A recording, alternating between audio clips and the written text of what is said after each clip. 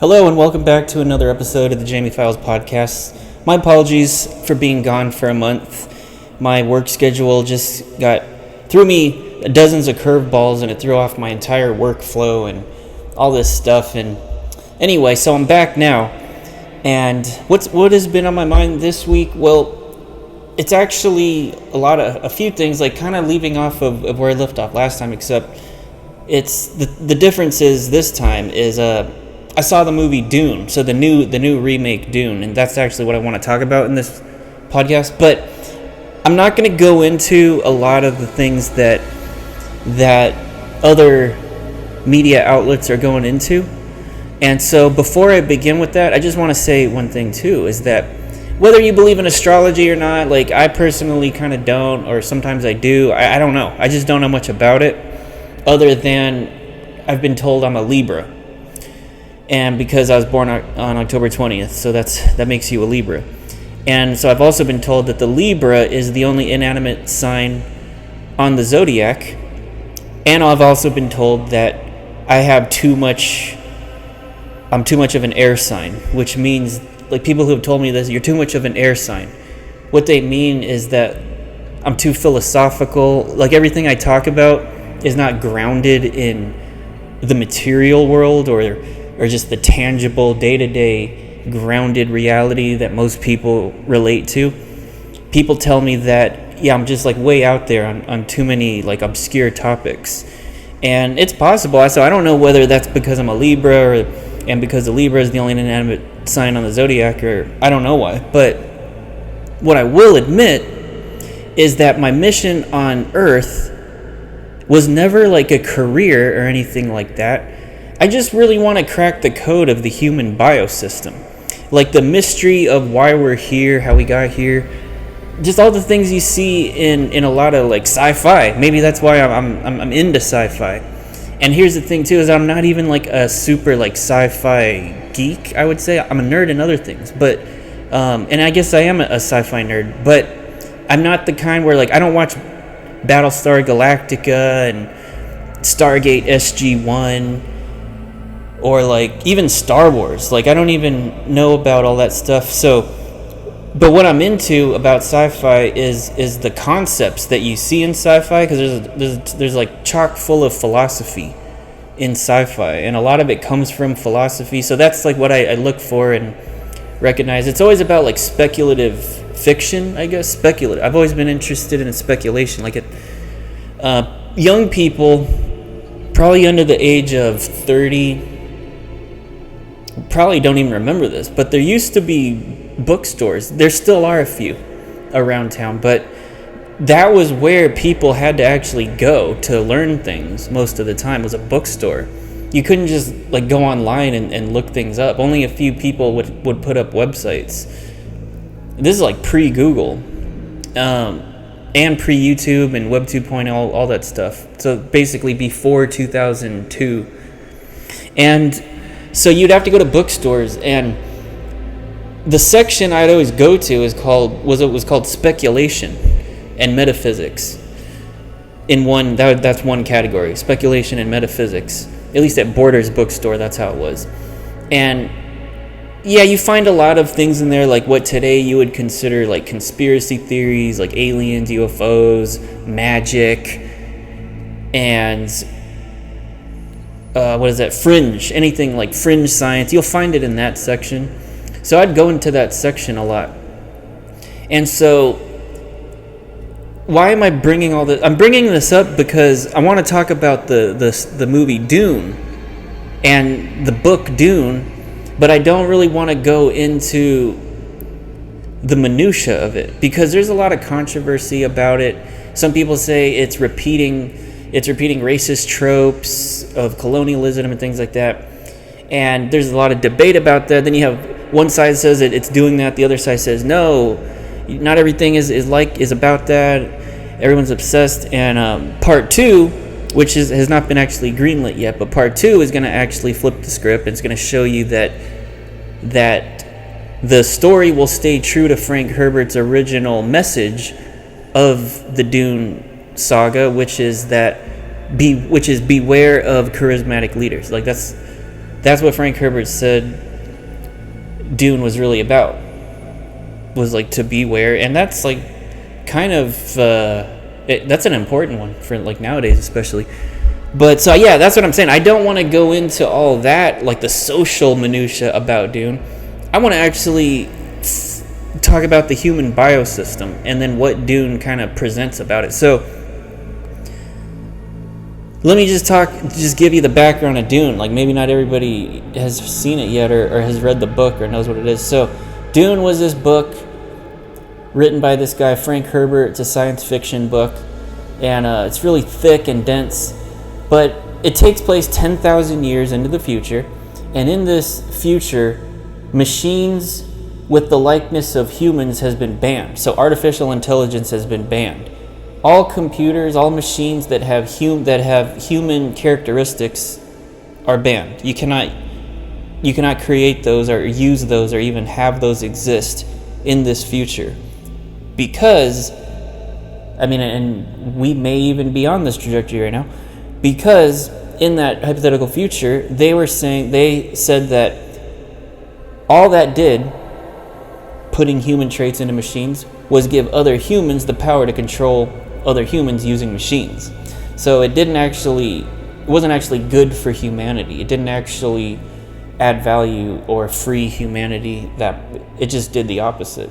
So what do you do for all your computing needs in this future? You have to rely, if you can't use computers, you have to rely on yourself. You have to rely on other humans. You have to rely on brains. You have to rely on people. And what's cool though is that they have a drug, a hallucinogenic drug called spice, the spice melange, and it only grows on one planet. And I guess I'll just talk about this a little bit, just because. So it was heavily influenced by Islam in the original Dune, and you'll see a lot of themes of the Islamic culture in the original Dune, and then in the new one. I'm hoping we'll get to see more of that when the sequel comes out, like where they go into more about like the Fremen and other things, but. So anyway, I said I wasn't going to talk about that, but I'm going to just at least put it out there that that is part of the story, and it's also part of the new movie. But basically, this spice, this drug, it grows on a planet called Arrakis. And that's why I brought it up, because it sounds a lot like Iraq, which is a country. So on this planet, Arrakis, it's also aka Dune, this is where the spice grows. And the cool thing about the spice is it's a hallucinogenic drug, and it unlocks your potential. Like this is my interpretation of it, because in the book, the spice can do different things for different people. For some people, the spice will give them computing powers, calculation abilities, so they can enhance themselves to the point of becoming like supercomputers, and those are called the mentats. And you can hire a mentat to be kind of like your accountant or your strategist, your economic strategist. So those are the mentats. And then you have some people, families, the spice will give them the ability to traverse space-time. For others, it gives them telepathy, soothsaying skills, like mind control abilities. And so this spice, this hallucinogen, they call it the gasoline of the universe, because it's what allows humanity to evolve itself as a technology. So it's like biohacking in a sense, if you know what that is. It's like taking nootropics to make yourself smarter, and really popular like in the early 2000s, and even now like people like microdose a lot with LSD, mushrooms, and all that kind of stuff. So we're doing it right now in a way. Like there's a huge movement of people biohacking and people taking hallucinogens and taking things to enhance abilities. And unfortunately, and maybe it's not unfortunate, but I'm just saying, most people are enhancing their abilities to work on their businesses, it seems like, or their mental health, which of course is really important. But a lot of people are doing it because they want to enhance their ability to make money, which is logical. We gotta make a living in life, and money is the thing that allows us to live and survive. But in this Dune world, yeah, they also have money. They also have economies, and that's why they need mentats. And so, like, Frank Herbert's vision of the future was that technology would progress, but humans wouldn't. They would still repeat the same exact mistakes and they would still repeat the same problems that we have now, only in the future with new tech and in a new empire or something. So it's also mercantilism. So in Dune, there's different planets, there's different houses of families, but it's all ruled by an emperor. So that is mercantilism. It's not capitalism, it's mercantilism. And the emperor gets to decide, make all the rules. And underneath the emperor, you have dukes and barons, and then you have the families, and then all the people. So it is run under a pretty cutthroat political system in the world of Dune. But, so getting back to the spice, melange, it's this hallucinogen that it can enhance your abilities. And also, the planet Dune. So if you want to get the spice off the planet Dune, it's the desert. It's a desert planet, so it's really difficult to survive. And then they have a civilization of people that already live there, and they are called the Fremen. And the Fremen are the ones who their eyes turn blue because they use so much of the spice. And they have telepathic powers, all kinds of powers themselves. And they're a very strong civilization of people. And one of the things that's really cool is that they have these suits. So these suits, you need to have a special biosuit to survive in this desert environment, because water is so valuable and hard to come by. So the suits, what it does is it takes your moisture out of your body, like your sweat and tears, and it recycles it, and it's powered by your movements. And these are called the still suits. And it's just one cool thing in Dune that they use to survive in the desert. But anyway, so what if, so that's the question that I kept thinking about when I was watching Dune. I kept thinking about, like, what is this human biosuit that we have? Like, we're inside of a suit right now. If you think that you're a soul, then you could look at the body as a biosuit. So, like, in a lot of, I am not a Mason myself, but I know some, and you're not supposed to tell the secrets and all that, but I've read a lot of Masonic works as well. And if you look at a lot of the motifs in Masonic art or Masonic temples, architecture, you'll see a few repeating themes. One of them being the two opposites. Like, you'll often see two pillars where there's the sun on one side, the moon on the other side, the male on one side, the female on the other side, and then in the middle there's a focal point. There's a unifying, like a Venn diagram. If you've ever seen a Venn diagram, it's like two circles, and then you have the Vesica Piscis in the middle, and then in each of the circles are the differences that two topics might have, and then in the Vesica Piscis in the center you have what they have in common. That's what unifies these two opposites. And so in Masonic architecture imagery, you see a lot of that. And so supposedly this is this, as according to Hoyle. Here's the story, is that humans are actually like fallen gods into the flesh, into the material realm, and it's like a prison. The body is actually like a prison that we have to live in, because think about it, we're supposed to have free will. Psychologically, it seems like you do have free will, but because you're inside of a prison body, you really don't have free will, because you'll die. If you don't eat, you'll die, and if you don't drink, you'll die. If there's things that your body requires you to do, and if you gotta use the bathroom or something, if you need to go to sleep, that's like one of the major ones is sleep. So your body has to go to sleep. And your body has to go to sleep. Your body has to eat. Your body has to maintain. And you're the one who has to do it. You're the one who has to go hunt for the food or buy the food at the grocery store and find the water, get a job, and do everything you got to do to keep this shit running. And so, in a sense, it's a prison. And mankind or humankind has forgotten its divinity. It's forgotten its divinity. It doesn't even know that it was once divine, or is actually a soul having a human experience, and maybe not a human having a spiritual experience. And so the goal of life in a lot of religions, including Masonry, is to get back to the divinity, is to unify the opposites. And that's how you, I don't know, maybe even in the Bible. Like, I've never even really read the Bible either in its totality, but I've heard a lot of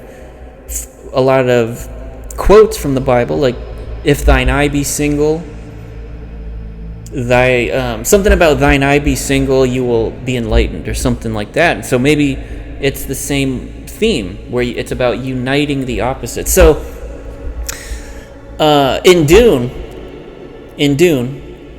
one of the families, one of the bloodlines in Dune that has powers of telepathy is called the Benny Jesuit.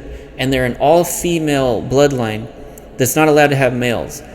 And they have evolved their soothsaying abilities, their abilities to even see into the future.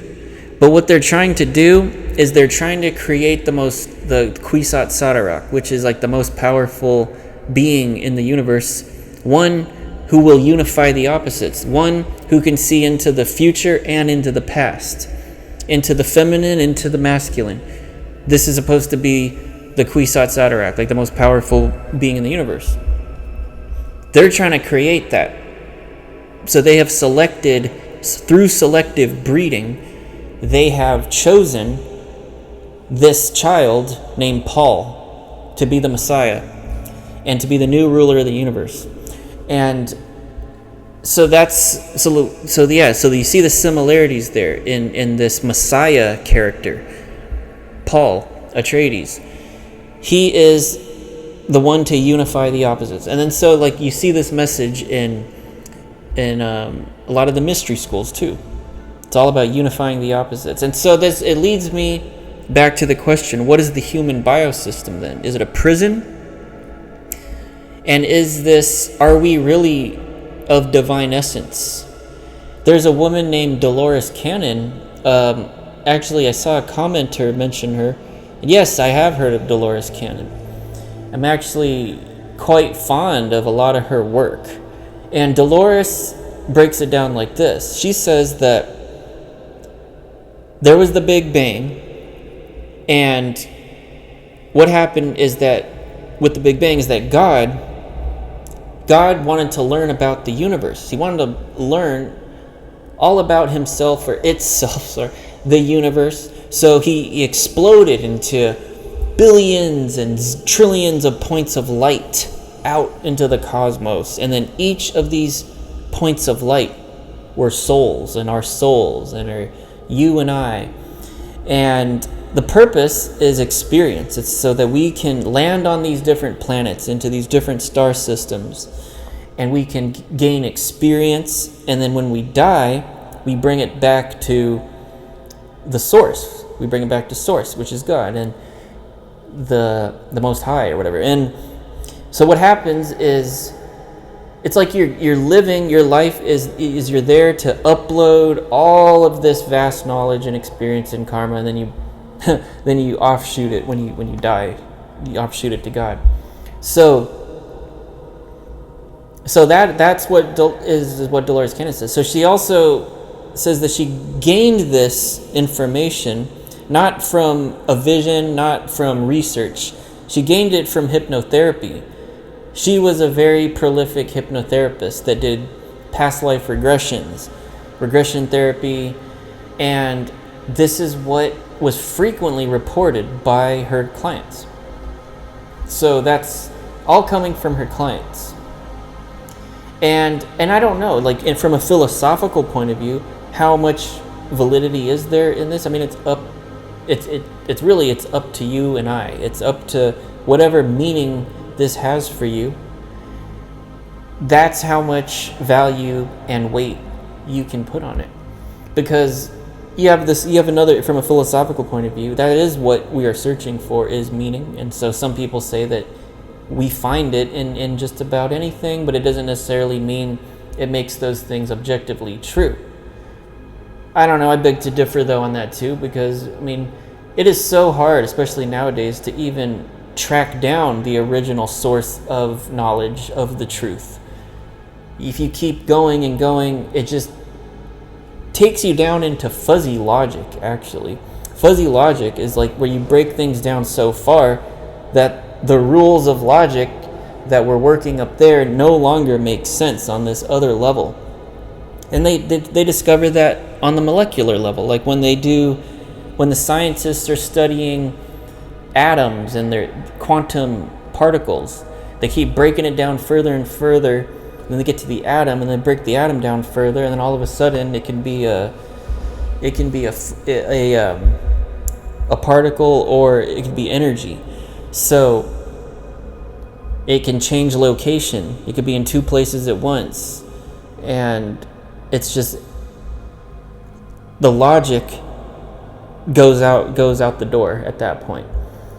And so we're dealing with, like, trying to deal with an understanding. We're trying to understand things from this level, this realm, about like higher and lower realms, and it's really challenging. But if you have a good memory, and see, this is why maybe some memory, and this is actually, I'm going all over the place, but in Dune, when Paul, because he's a boy, he's growing up, his powers are developing, so they're training him physically, materially, in things too, like in military strategy, in martial arts, weapons training. They're training him physically, but they're also training him with the Benny Jesuit skills. And so he's beginning to, his skills are leveling up, and then when he starts doing more spice, like when he gets to the Dune planet and starts doing a lot of spice, his skills start leveling up. And what happens is he sees visions of the future. Some of them are not correct, though. And I thought that was at least a good thing in Dune, the movie, the remake that they did show, is that, yeah, these visions, not all of them are correct. Like, what you're seeing is fragments of what's going to happen, but how the order in which it happens and that exact sequence, maybe not. It's a vision. It's just like when you have a hallucination or a dream, there is no time. It's not always in such an orderly understanding. So yeah, in Dune, that is how Paul Atreides. So that's what I'm saying too about memories, is that people who have past life regressions and can tap into these muscle memories, these deep memories that are normally not accessible to normal consciousness. When you can tap into that stuff, many people have, even outside of past life regression therapy.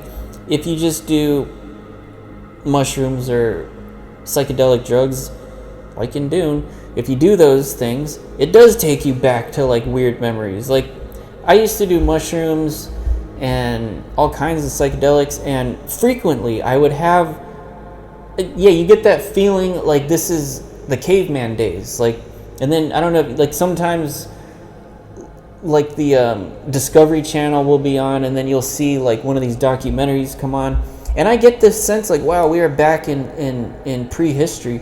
And I've had weird memories come up too while being on those like psychedelics, like memories of like being inside the womb and shit like that. And it's such a weird, when you come back to reality, it's a little harder to piece it together. But when you're in those like crazy hallucinations, like the really, crazy ones, Yeah, they're hard to piece back together sometimes, but you get the flavors and the vapors of these really distant memories. So yeah, so that's what I'm saying here too, is that we can't just rule out that what these clients are reporting is all false. Because, so Rumi, the poet Rumi, he actually has a quote, and I forgot the exact quote. Actually, I have it, but I can't stop the camera. Rumi, the poet Rumi, the famous poet Rumi, had a quote about reality, and it's something about how you're fearing death all this time, and then when you finally die, all there is laughter at your grief that you were dreading this whole time. That's the basic premise. Of course, I did not say it right. Like, he says it so much better than me, and but that's the feeling. I've had that shit on mushrooms, like where you die, you have the full-on death experience, and then there's this laughter when you're reaching the other side, like this cheering and this like hilarious like cosmic joke kind of feeling, like, oh my god, like on Earth, like all the shit that we used to worry about, even all the atrocities, even all that the really bad shit, is all just like virtual reality. It wasn't even like, I mean, it was real for the time being, but now that we've left the body, the prison, it's like, you're back. We're back. Okay, we're back. And I had that trip like several times, and so who knows? But yeah, this is the question I've always asked: is what the fuck is the human biosystem? That's what I want to find out, or at least like discover what is capable. Because sometimes I think people can live a lot longer than we're being told. And I really think, like, why is 300 years that long? If you really think about it, the amount of experience that you would gain in 100 years is not that much. If you really are going to enter in, and so this leads me to the next thing, which is time.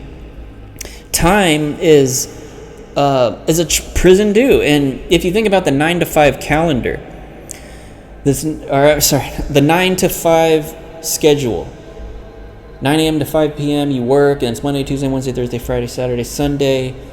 And if you've ever been able to break out of, so I'm not on a 9 to 5. My shit is like, it's all over the place.